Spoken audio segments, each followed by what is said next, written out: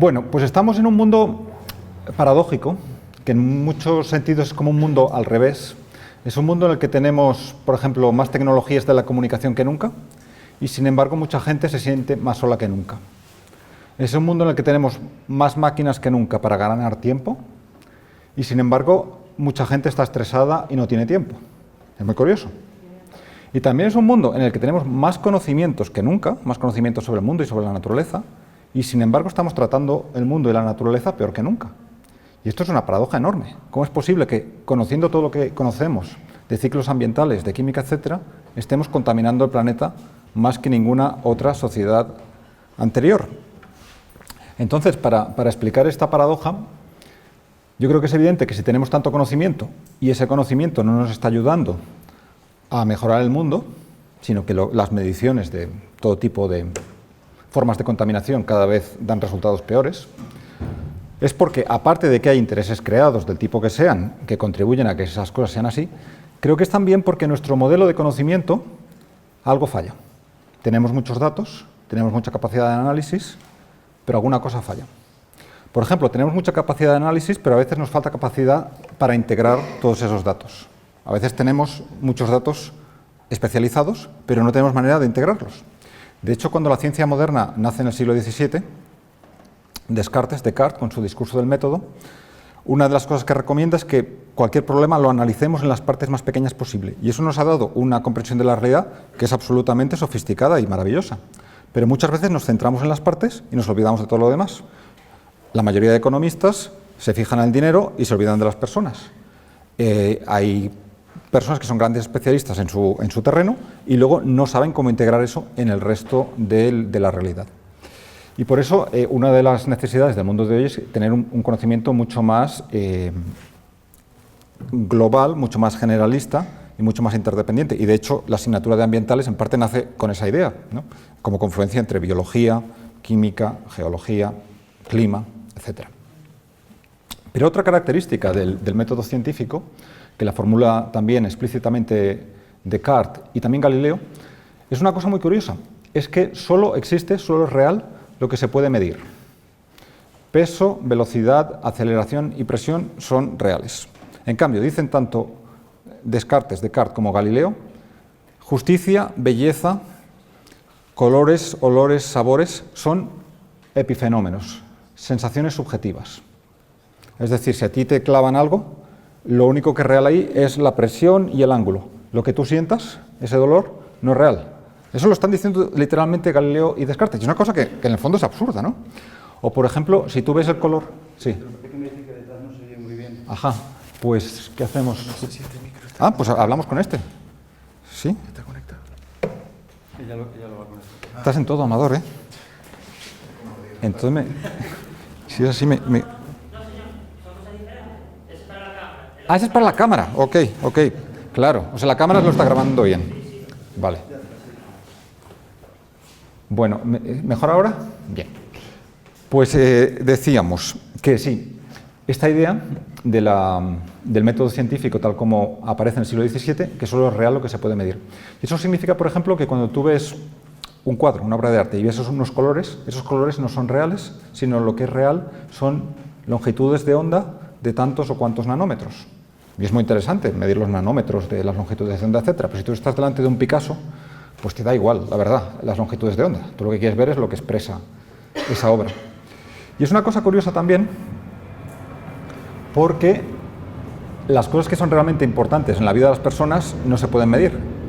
Lo que tú sientes por las personas que quieres, lo que tú quieres hacer con tu vida, tus valores, etc., no son cosas que se puedan reducir a números. Hay muchas cosas importantes que se pueden reducir a cifras, pero las cosas realmente importantes no se pueden reducir a cifras. Tus sueños no se pueden reducir a cifras.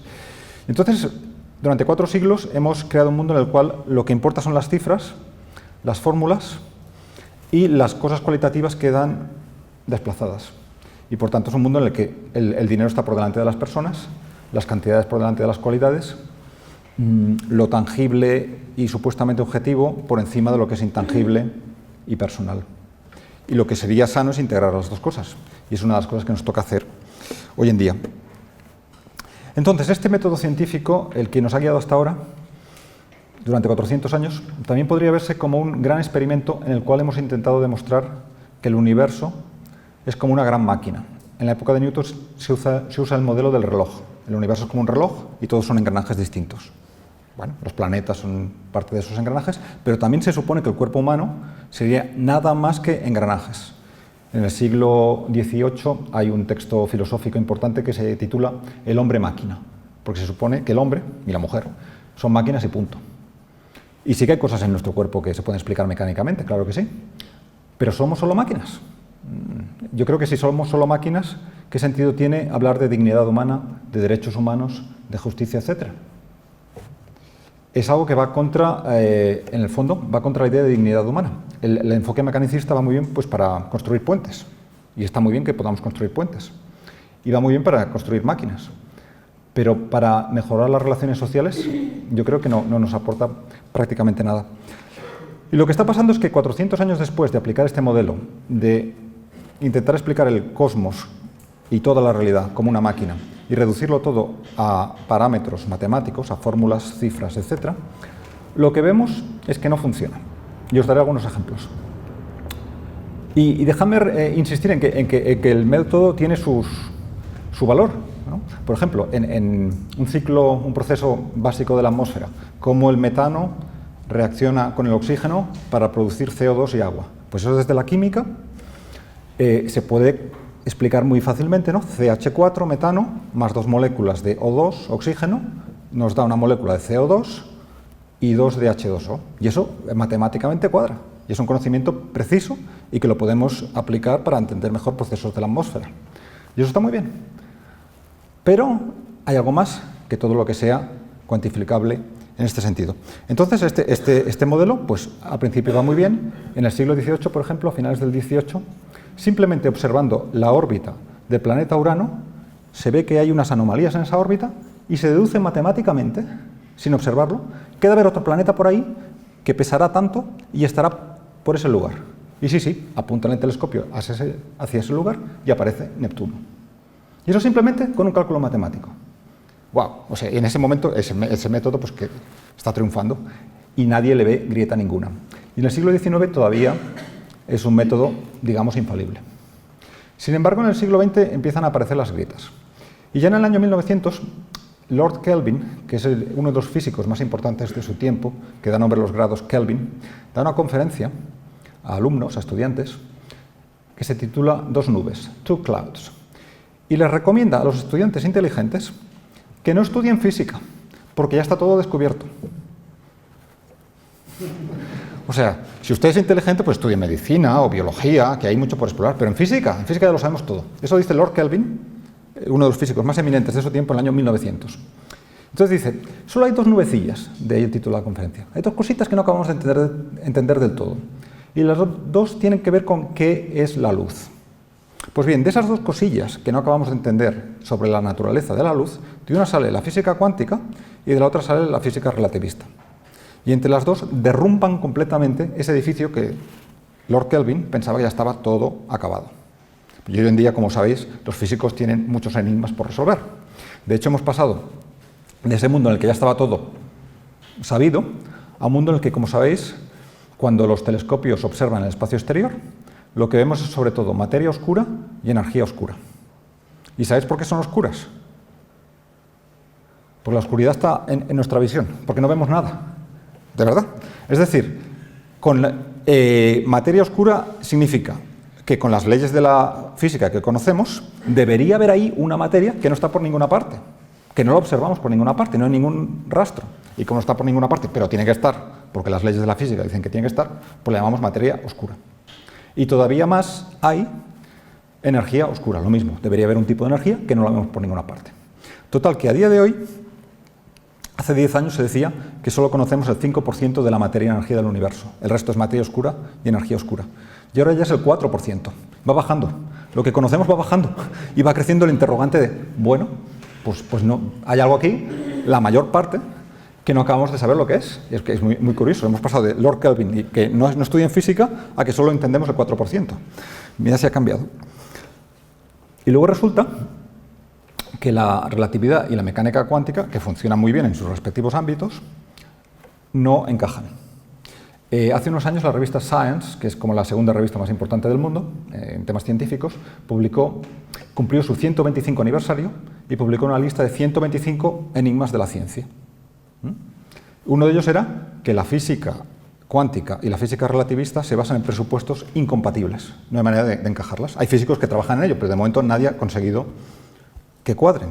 Una entiende la realidad, la física relativista, como continua, causal, local, etc. En cambio, la física cuántica es discontinua, acausal, no local, etc. Se basan en presupuestos incompatibles. Pero ese mismo artículo de Science, sobre las cosas que no conocemos, la primera cosa de física que decía que no sabemos entender es qué es la gravedad. O sea, hoy en día pues, podemos medir perfectamente la atracción gravitatoria entre dos cuerpos, o podemos enviar naves espaciales a ciertos lugares, muy bien. Pero, ¿cómo se explica eso? ¿Qué es lo que hace que Júpiter siga su órbita tal como está descrita matemáticamente? A veces se ha especulado que hay unos gravitones, pues, como si el Sol envía unas partículas para recordarle a Júpiter, tú tienes que estar aquí y no allá, ¿vale? Pero nadie ha visto nunca un rastro de gravitones, de manera que no sabemos lo que es la gravedad a día de hoy. En la época de Newton no se sabía, y de hecho los científicos franceses que tenían rivalidad con los ingleses decían, esto es una cosa como mágica, esto de la gravedad. A ver, ¿qué mecanismo hay que una a los planetas? Y es curioso porque en la Divina Comedia, que es el gran texto de principios del siglo XIV, de teología y cosmología medieval, acaba con un verso muy famoso que dice: l'amor que mueve el sol e l'altra stelle. El amor que mueve el sol y las otras estrellas. ¿El amor mueve el sol y las estrellas? Es una cosa muy rara, ¿no? Y resulta que para los medievales era de sentido común que la atracción que hay entre los cuerpos celestes es una atracción entre cuerpos. Y tal como si a mí me gusta una persona, me acerco hacia ella, y si no me gusta, me alejo, pues yo lo que veía es que a la Luna le gusta la Tierra y por tanto le va dando vueltas. Y a Júpiter le gusta el Sol y le va dando vueltas, etc. Y eso tenía su sentido. Y desde luego no permitía enviar naves espaciales, etc., pero digamos que era muy poético. Pues bien, nosotros podemos enviar naves espaciales, pero de explicación no tenemos una que sea mejor que la que tenían los medievales, curiosamente. Y luego pues hay más curiosidades. Por ejemplo, el agua, sustancia elemental del universo, nuestro cuerpo es agua en más del 75%, el cerebro y los ojos en un 90%. Y una vez escuché una conferencia del que se supone que es el científico, el que está reconocido como el mayor experto mundial en la molécula del agua, Eugene Stanley, de la Universidad de Boston, y una de las cosas que nos dijo es que el agua tiene 63 anomalías, 63 propiedades que no son las que uno se esperaría. 63, no una o dos, 63, que son muchas. Y entre esas anomalías, por ejemplo, hay el hecho de que el agua, cuando se congela, en vez de comprimirse, se expande y por tanto es menos densa. La mayoría de sustancias no se comportan así. Pero eso hace que haya vida en la Tierra. ¿Por qué? Porque si el hielo, en vez de expandirse, se comprimiera, sería más denso. El hielo que se forma en el Ártico, al ser más denso, bajaría al fondo del océano. Al bajar al fondo del océano, oscuro, etcétera, ese hielo se iría expandiendo, acabaría con la vida en el fondo marino, se acabaría la vida en los océanos, y si no hay vida en los océanos, como sabéis, no habría vida en la superficie terrestre. O sea que gracias a esta anomalía tenemos vida. ¡Wow! Pero es que todavía hay más. Porque resulta que si hiciéramos un examen de químicas y no hubierais visto nunca el agua, y yo os pregunto, a ver, con todo lo que sabéis del hidrógeno y todo lo que sabéis del oxígeno, imaginad cómo es la molécula H2O, ¿vale? 2 átomos de hidrógeno, 1 de oxígeno, ¿qué sale?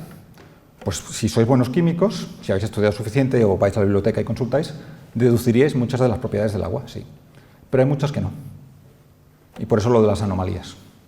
Es decir, el agua, como sustancia, tiene lo que se llama propiedades emergentes respecto a los átomos de hidrógeno y oxígeno, que son gases a temperatura ambiente, etc. Tiene propiedades emergentes. Pero propiedades emergentes es un término que queda muy bien en una facultad de ciencias, y en el fondo significa es que no sabemos qué pasa ahí. En el fondo significa, pues no sabemos qué hay en el salto de los átomos de hidrógeno y oxígeno al agua tal como se comporta en el mundo que observamos. Hay un salto, propiedades emergentes. Pero propiedades emergentes significa que en vez de saber cada vez más, cuanto más la ciencia avanza en su exploración, más descubre, si no estuviéramos en la facultad de ciencias, podríamos decir misterios, pero no vamos a decir misterios, propiedades emergentes, propiedades que no sabemos explicar. No lo hemos dicho. Y 3/4 de lo mismo... No son misterios, ¿eh? Bueno, Por favor. vale. No son misterios en absoluto, ¿eh? Pero ¿el agua no tiene propiedades que no están en el átomo en la combinación de las dos cosas? El agua es una molécula que no se puede explicar efectivamente a partir de sus propiedades del oxígeno y de hidrógeno, sino de su conjunto. Pero no hay nada de misterioso. Yo es que quisiera resaltar esto, porque parece que estamos dando pie a que hay algo mágico. No, pero no se trata de mágico. No hay magia aquí, ¿eh? No hay magia, pero hay... Se puede explicar cuantitativamente. Bueno, pues eso no es lo que transmitía Eugene Stanley. El argumento de autoridad aquí que no me sirve. Bien, lo puede decir Lord Kelvin, lo puede decir quien sea. A ver, los hechos son los hechos. Y esto es una cuestión... Bueno, pues vamos a explorar más hechos.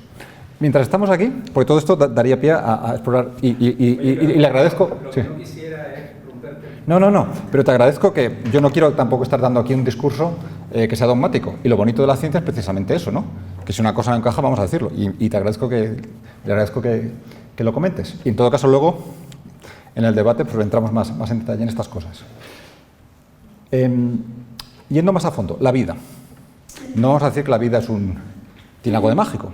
Pero ciertamente no podemos explicar cómo emerge la vida a partir de combinaciones químicas. Bueno, pues lo dejamos para luego. Sí, sí. Es decir, bueno, es que parte de lo que yo intento hacer es ver qué está pasando en la frontera de la ciencia, que rompe los esquemas tradicionales que teníamos. Y como rompe los esquemas tradicionales que teníamos, pues no me sorprende, incluso me parece muy relevante que provoque, hombre, esto no puede ser. Sin embargo, en este último libro que he publicado, que citaba Federico, yo he ido 200 referencias científicas para argumentar las cosas que cuento, que son de Nature, Science y este tipo de revistas. No cito yo pues, entrevistas así en revistas populares, etc. Cito Nature, Science y estas revistas, y ahí salen estas cosas. Salen cosas como, por ejemplo, que si uno entra en la célula a fondo, en la célula se producen multitud de reacciones químicas constantemente que tienen una eficiencia que no tiene ninguna fábrica humana. Y hay procesos que implican que millones de moléculas distintas en ese espacio microscópico de la célula se van a transformar en miles de proteínas distintas. Un editorial de Science de hace un par de años comentaba: si usted cree que los controladores aéreos, aquí tenemos un aeropuerto muy cerca, son muy inteligentes porque saben hacer que el vuelo que viene de Madrid aterrice por aquí, el que viene de Londres aterrice por allá, y no choquen y cada uno vaya a su sitio, decía ese artículo, imagínese usted la inteligencia, decía inteligencia, que debe tener la célula para hacer que cada molécula vaya donde le toca. Porque si en vez de ir aquí, se vaya, en vez de salir esta proteína, saldría otra sustancia y tendríamos un problema. Y eso lo decía Science. Entonces, lo que estamos viendo es que el cuerpo humano, que tiene decenas de billones de células, esas decenas de billones de células están haciendo cosas que nosotros, cuando entramos a fondo en las células individualmente, resulta que es mucho más prodigioso de lo que pensábamos.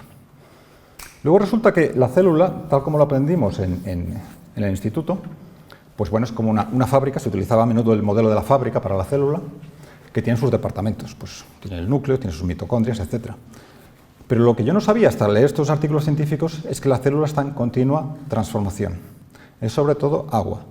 Y las mitocondrias y los diferentes departamentos de la célula se van creando y deshaciendo y volviéndose a crear en función de las necesidades de la célula. Y luego todas esas células tienen un ADN común, claro, pero hay como 250 tipos básicos de células en el cuerpo humano. No tiene nada que ver la célula de la retina del ojo con la de un diente, un hueso, corazón, etcétera. Diferentes tipos de tejidos completamente distintas. Pero es que no es solo que haya 250 tipos de células distintas, sino que uno va una a una mirando con los artilugios que tenemos hoy en día para observar en detalle, y resulta que cada célula es única y se va transformando continuamente. Y entonces, ¿qué ocurre aquí? Porque hay esta sinfonía de decenas de billones de células que hacen que mientras estamos aquí sentados, nuestro cuerpo va respirando, el corazón va latiendo, estamos haciendo la digestión del desayuno, y todos esos son procesos de una complejidad asombrosa. Unos serán más sencillos, pero el metabolismo de la digestión, por ejemplo, que implica bacterias, que implica todo tipo de reacciones químicas, implica neuronas en el sistema digestivo. Eso es algo que ningún químico hoy en día sabría gestionar. Y si a nosotros nos dicen, con todos los conocimientos que ahora tenemos, muy bien, usted póngase a controlar el metabolismo, la química de su metabolismo, pues sería para asustarse, porque no podemos. Si a nosotros nos dan ahora el control de mandos de toda la química de nuestro metabolismo, con miles de sustancias distintas, en qué cantidad, en qué momento, etcétera, no podemos. ¿Se ha creado ya un organismo artificial? ¿Una célula artificial? No es un organismo. Bueno, se ha creado, estamos en el camino. Es decir, No es un organismo. Es cuestión de tiempo. Sí. El genoma se reprodujo, se insertó en una membrana y aquello funcionó. Y hay modelos matemáticos de todo el funcionamiento global de una célula. Cae dentro y el camino por donde va. Es una cuestión de tiempo. Es una cuestión de tiempo. Es factible. Es una cuestión de tiempo que nos demos cuenta. Es una cuestión de tiempo que nos demos cuenta de que eso es un callejón sin salida. Cuando empieza el proyecto Genoma Humano, Craig Venter dice que el cuerpo humano ha de tener como mínimo 100.000, el cuerpo humano, el genoma humano, ha de tener como mínimo 100.000 genes. ¿Sí? Hay gente que dice, no, debe tener como 200.000, porque si un gusano tiene 25.000, pues y estamos hechos básicamente de genes, pues el genoma humano debe tener como 100, 200.000 genes. ¿Cuántos genes tiene el genoma humano? 25, 30.000. Pues no, 19.000. ¿Vale? Con un artículo publicado por científicos de Madrid, publicado en una revista. Bueno, ¿qué ocurre? ¿Qué ocurre? Pues avanzar en el conocimiento. Avanzar en el conocimiento. Pero entonces, ¿qué pasa? ¿Cuántos genes tiene una patata? Pues yo sí que lo sé. 30.000. Entonces, ¿qué pasa? Los genes tenían algo que ver con la complejidad del organismo, ¿verdad? Eso es lo que nos dijeron. Entonces, la patata tiene 30.000 y la persona 19.000. La patata es más compleja que la persona. Hay aquí algo que no funciona. Sistemas sencillos pueden tener comportamientos, esas propiedades emergentes, de una complejidad mucho mayor que sistemas muy complejos. Eso está perfectamente. Pero se supone que todo lo que hay. Además. Bueno. Por tanto, no tiene nada de extraño que un ser vivo que 15.000 euros muestre un comportamiento mucho más complejo que otro organismo que tiene más genes. Bueno. Eso para mí, como biólogo y investigador en activo en el ámbito de la biomedicina y de la biología del sistema, por cierto, hago biología del sistema, no me resulta nada sorprendente. Es más, me parece que está en la lógica natural de las cosas. Bueno, aquí lo que tenemos es un choque de paradigmas. Y esto es muy interesante. Y la ciencia evoluciona a través de estos choques de paradigmas.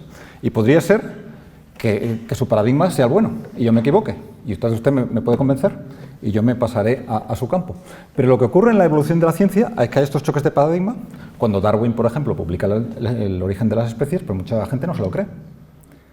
Y sin embargo ahí pues hay un choque de paradigma con la biología que dominaba en ese momento y a cabo de cierto tiempo se le da la razón a Darwin. Esto yo creo que no lo vamos a resolver esta mañana, pero si a mí tienen la generosidad de volver a invitarme en la Universidad de La Laguna dentro de 15 años, vamos a poner, pues a ver, vamos a tener esta conversación, a ver dónde estamos usted y yo, y vamos a ver, vamos a dejarlo así. Entonces, yo acabo un poco esto y luego lo retomamos más a fondo. Pero ya que estamos hablando de artículos científicos y del tema este de la vida, a mí lo que me ha sorprendido cuando estaba escribiendo este libro, que era más sobre los enfoques holísticos, que van más allá del enfoque puramente genético. Hoy en día hablamos de epigenética, sabemos que el organismo es más que lo que hay en el ADN, aunque el dogma central de la biología todavía dice eso. Eso podríamos hablar luego del tema. Lo que me ha sorprendido y que yo no esperaba encontrar en esta investigación es ver cómo artículos científicos en Nature y Science, etcétera, en las mejores revistas, hablan de inteligencia en todo tipo de organismos. Que hay inteligencia en los elefantes, en los chimpancés, incluso capacidad sintáctica, etcétera. De eso hemos visto documentales, la mayoría, etcétera, y lo entendemos. Pero es que resulta que hay, por ejemplo, un artículo en Nature del año 2000 que ya atribuye inteligencia a un organismo unicelular. Un slime mold, un hongo mucilaginoso, es un organismo que en una fase de su crecimiento llega a abarcar casi 1 metro cuadrado y lo pone en un laberinto con fuentes de nutrición en diferentes lugares, y ese organismo encuentra la manera más efectiva de alcanzar esos nutrientes. Y en experimentos que se han hecho, en la literatura científica se cita que este organismo, si se le pone el mapa de Tokio o de la red ferroviaria de España, de las ciudades de España, te da la mejor manera de montar la red ferroviaria. O sea, tú le pones un equivalente de la área metropolitana de Tokio o de España, pues aquí Madrid, Valencia, tal cual, y ese organismo es población tal cual, y se expande de una manera que corresponde pues, a la que los ingenieros ferroviarios en su momento diseñaron. Y entonces, Nature, revista número 1 científica a nivel mundial, dice, este organismo tiene una inteligencia primitiva. Pero es que es muy fuerte que diga inteligencia, porque ¿quién hubiera dicho hace 20 años que tenía inteligencia? Darwin, que he citado yo antes. Darwin, lo que nos ha llegado de Darwin es sobre todo el énfasis en la lucha por la supervivencia, selección, etc. Pero hay un Darwin observador que es muy interesante, porque la parte esta de lucha por la supervivencia, etc., él la toma de Malthus, economista de su época. Pero el Darwin que observa tiene observaciones muy interesantes. Por ejemplo, tiene un libro de los más importantes que se llama La expresión de las emociones en los animales y en el hombre. Y Darwin está diciendo que los animales tienen emociones, que sienten amor, aburrimiento, vergüenza, etc. Eso en el siglo XX se hubiera considerado no científico, pero lo está diciendo Darwin en este libro. Y Darwin en su último libro lo dedica a las plantas, The Power of Movement in Plants, el poder de movimiento en las plantas. Y Darwin, que le gustaba resumir el contenido de sus libros en el último párrafo, por ejemplo, en El origen de las especies, la última frase del origen de las especies es un elogio de cómo la vida crea incesantemente endless forms most beautiful and most wonderful. Formas incesantemente de lo más bello y de lo más maravilloso. Esto es un lenguaje que parece poco científico, ¿verdad? Parece, mira, aquí un poeta inspirado que la naturaleza es de lo más hermoso y de lo más maravilloso. Pero esto es la última frase del origen de las especies. Y Darwin, con esa frase, resume todo el contenido de su libro. Porque él ve esa maravillosa capacidad de adaptación de las especies, pero no deja de verlo como un prodigio. No dice que sea mágico, pero dice que es maravilloso. Y yo tampoco digo que sea mágico, digo que es prodigioso. O sea, no estamos invocando aquí ni Dios, ni ángeles, ni nada esotérico. Estamos viendo simplemente que, wow, tú miras la vida, que pensabas que era simplemente un mecanismo, y cuando la miras más a fondo dices, wow, ¿qué es lo que está pasando en física cuando empezaron a investigar el ámbito subatómico de la física cuántica? Pues básicamente la respuesta es wow, porque lo que dicen los físicos cuánticos es que si alguien cree que entiende la física cuántica es que no lo ha entendido, porque es un mundo de paradojas. Pero esto lo dicen los mejores físicos. La frase literalmente es de Richard Feynman, pero es una cosa que dicen todos los físicos. Y de hecho, una conclusión que podemos sacar de 100 años de física cuántica es que el mundo no está hecho de objetos, de bolas de billar que van chocando, que en el fondo los genes se basan en esa idea. No está hecho de objetos, sino de relaciones, que son más importantes las relaciones que las cosas aisladas. Lo mismo ocurre con las personas, porque nosotros somos personas únicas e irrepetibles, pero estamos hechos de relaciones con las personas con las que conversamos, con nuestras familias, con nuestra sociedad, etc. Somos relaciones. Pero es que lo bueno es que en el mundo de la física cuántica se observa eso. Y se observan cosas más paradójicas todavía, que podríamos entrar en ellas. Estaba hablando de Darwin y este último libro sobre el poder de movimiento en las plantas, y lo que dice Darwin constata en este libro que la raíz de la planta, la punta de la raíz, sobre todo el ápice, tiene la capacidad de detectar humedad, presión, toda una serie de parámetros, ¿no? Y que de una manera como deliberada está buscando, pues si necesita agua, está buscando dónde hay humedad. Eso lo dice Darwin. Pero en el último párrafo de este libro, The Power of Movement in Plants, dice Darwin que la capacidad que tiene la raíz de la planta, o la punta de la raíz de la planta, de labrar su camino en el suelo, es comparable al cerebro de los animales. Cerebro. Wow, esto lo dice Darwin, que es como un cerebro. No dice que tengan un cerebro, evidentemente, las plantas no tienen cerebro, pero dice que es como un cerebro. Este libro lo escribe con su hijo Francis, y Francis Darwin, en el año 1908, ya proclama en un congreso científico Plants are intelligent, las plantas son inteligentes, y eso crea titulares que todavía se pueden ver en Google. El hijo de Darwin ha dicho que las plantas son inteligentes, ¿no?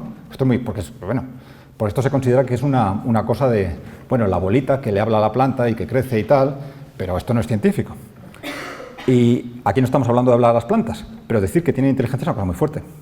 Pues bien, hoy en día existe una disciplina que tiene sus revistas científicas serias, que se llama neurobiología de las plantas.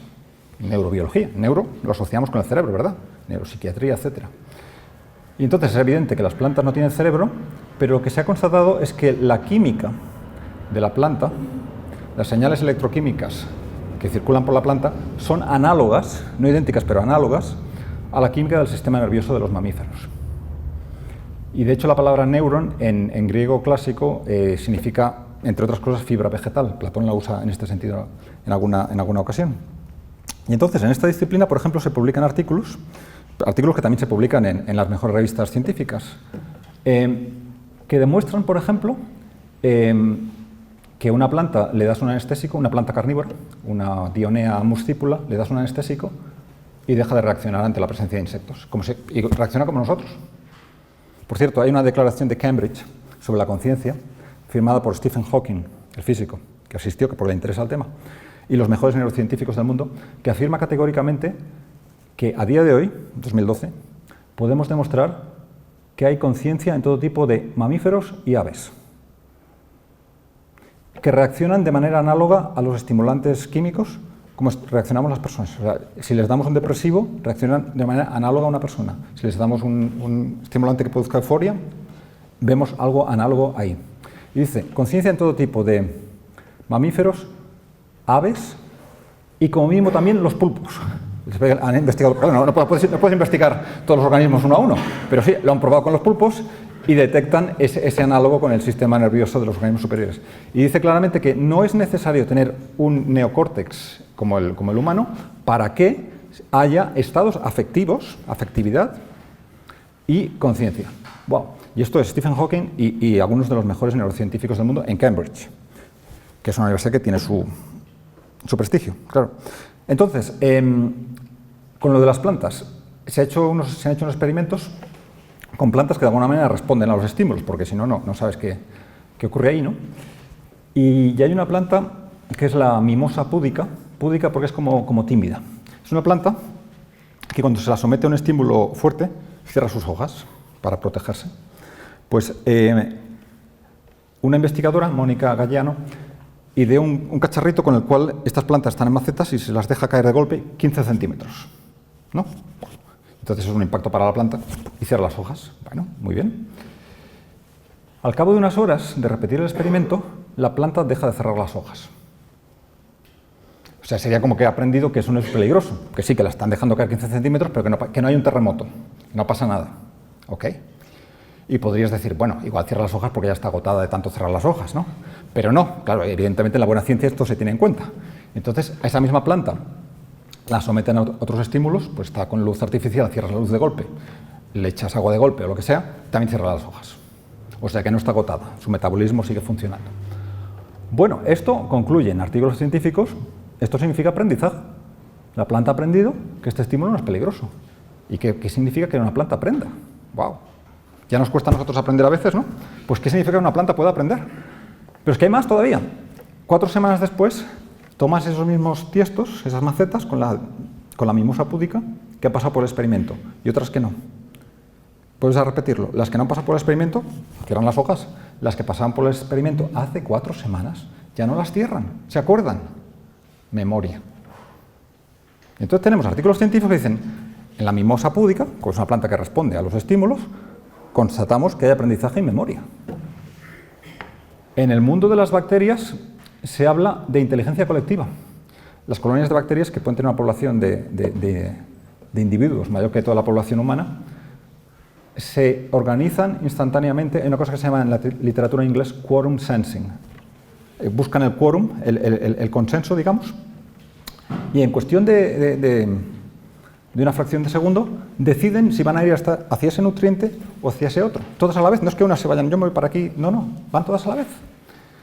Y entonces sospechamos que hay algún tipo de estímulo químico que va pasando entre las diferentes bacterias, pero no lo acabamos de explicar. Pero tampoco hace falta ir a cosas tan sofisticadas. Si observamos el vuelo de una bandada de pájaros, habéis visto, yo no sé si en Tenerife pasan muchas bandadas de muchos individuos, pero en muchos lugares del mundo ves bandadas de cientos de miles de pájaros o de millones a veces. Y hoy en día, cuando las filmamos y analizamos a cámara lenta lo que está ocurriendo ahí, no es que haya el pájaro líder y todos los demás que le siguen, y ahora este se va para la izquierda y todos se van para la izquierda, sino que todos giran prácticamente al mismo tiempo. Entonces, ¿cómo se hace para que un grupo de 100.000 individuos, si nosotros a veces ya nos cuesta ponernos de acuerdo, cómo se hace para que un grupo de 100.000 individuos de repente gire hacia el noroeste, o ahora hacia el nordeste, o ahora hacia el norte, o hacia el sur? O sea, tú en las imágenes ves que, no, cuando empieza primero el otro, que está a centenares de metros atrás, ya también está girando. ¡Wow! ¿Qué pasa aquí? Lo mismo con los bancos de peces.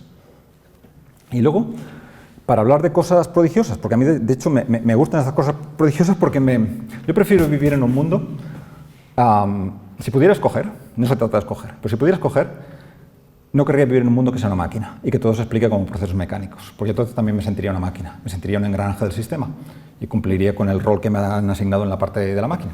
Bueno, no está mal, pero prefiero vivir en un mundo que desborda nuestra comprensión y que está vivo, en el sentido profundo de la palabra. Otro ejemplo en este sentido sería los salmones, por ejemplo. Los salmones, sabéis, que nacen en torrentes pequeños, van a parar al medio del océano y en cierto momento deciden volver al torrente exacto en el que nacieron para dar a la luz a una nueva generación. Pues bien, hoy en día podemos seguirlos casi individualmente, ¿no? Y hay documentales sobre ello. Y comprobamos que sí, que los salmones, imaginaos lo que esto significa, están en medio del océano, se vuelven a la boca de su río. Pero encuentra, por ejemplo, en la costa pacífica de Norteamérica, la boca de tu río. Hay un montón de ríos. Y una vez están ahí, van remontando corriente arriba, cientos de kilómetros tierra adentro, con osos que se los quieren comer y a veces los atrapan y tal, claro. Pero cada vez que hay una confluencia entre 2 o 3 ríos, el salmón sabe cuál es su río. Porque para llegar a su torrente ha de estar continuamente sorteando, ok, aquí hay un afluente que viene por aquí, otro que viene por allá. ¿Y cuál es el mío? Y están bajo el agua. ¿Cómo lo saben? Pues no lo sabemos. Lo que sí sabemos es que la inmensa mayoría regresan exactamente al lugar donde nacieron. Y esto es una cosa increíble. Y es una cosa que yo tampoco la voy a llamar mágica, pero me parece prodigioso. Que el salmón tiene una capacidad que nosotros nos dejan en medio del océano y no volvemos. Y sobre todo si te han dejado, naciste ahí de bebé y ahora regresa, ahora que eres adulto. Volviendo a pájaros. Hay un ave que se llama charrán ártico, Sterna paradisea.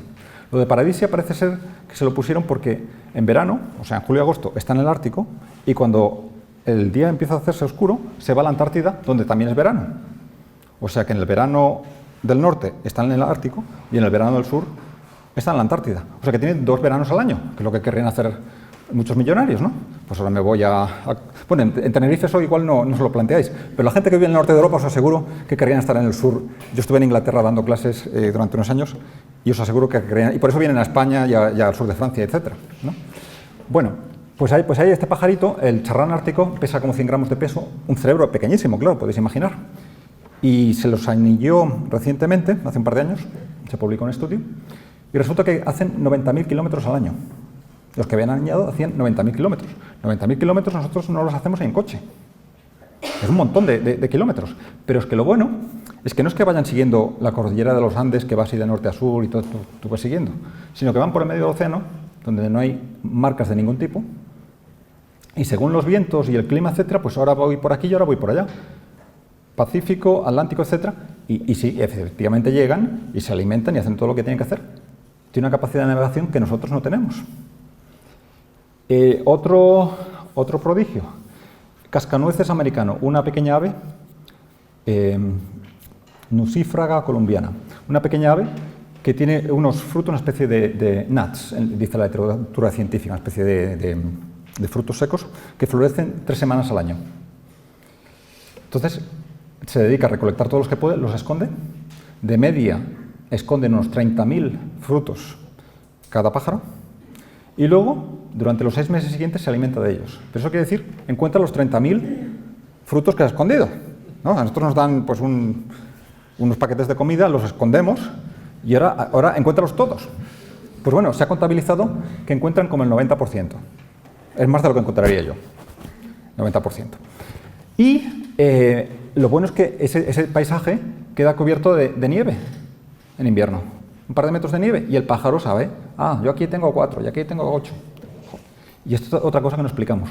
Pero ya para rizar el rizo, y con eso acabo los ejemplos, si la inteligencia tuviera que ver con el tamaño del cerebro, pues bueno, lo de las bacterias y tal no se explicaría. Pero las mariposas, imaginad que el cerebro tiene una mariposa. ¿Habéis oído hablar de las mariposas monarca? Mariposas monarca aparecen en un lugar del centro de México una vez al año. El resto del año viven en el norte de Estados Unidos o en Canadá. Bueno, entonces en cierto momento del año se ponen de acuerdo y aparecen ahí, como en el simposio anual de las mariposas monarca. Y todas se reúnen allá, muy bien. Bueno, ya es un prodigio cómo es posible que una mariposa que está en Canadá y otra que está en Wyoming y otra que está en Nueva Inglaterra se junten una vez al año en el centro de México. Pero es que no son esas mismas mariposas, porque las mariposas tienen un ciclo de vida muy breve. Eso significa que las mariposas que vienen el año siguiente son las descendientes remotas de las que estuvieron aquí el año pasado. Son las bisnietas de las bisnietas. Entonces, ¿cómo es posible que si nunca han estado ahí, lleguen ahí y que sepan que tienen que ir ahí? Bueno, para mí esto es otro prodigio. Y la literatura científica lo que hace, lo que tiene que hacer la buena ciencia en estos casos es constatar, mire, hemos observado esto, ¿vale? ¿Explicación? Pues no lo sabemos. No lo sabemos, que es reconocer, pues bueno, que hay cosas que podemos explicar, magnífico, y hay cosas que no podemos explicar, y cuando no las podemos explicar, pues es honesto decir, pues no las podemos explicar, y a día de hoy eso no lo podemos explicar, como hay muchas otras cosas que no podemos explicar. Para ir acabando, porque sé que tenéis recreo a partir de las 11, y yo lo que propongo es que yo no tengo recreo a partir de las 11, pero o sea, yo me quedo aquí y si alguien quiere seguir hablando de estos temas, se queda, y quien quiere ir al recreo, pues naturalmente lo comprendo perfectamente, porque yo también he sido estudiante y en cierto modo lo sigo siendo, que es lo bonito, seguir aprendiendo siempre, ¿no? Bueno, pues otro desafío grande a la visión convencional de la realidad. Nosotros sabemos pues, que la realidad está hecha de átomos, de moléculas, de genes, etcétera, y a partir de sus combinaciones pues, aparece la vida, y luego no sabemos cómo aparece la conciencia. Pero eso es lo que aprendimos. Pues hay 2 premios Nobel de Física del siglo XX, Erwin Schrödinger y Eugene Wigner, que los dos llegan a la conclusión de que si uno se toma en serio los resultados de la física cuántica, la base de la realidad no puede ser la materia.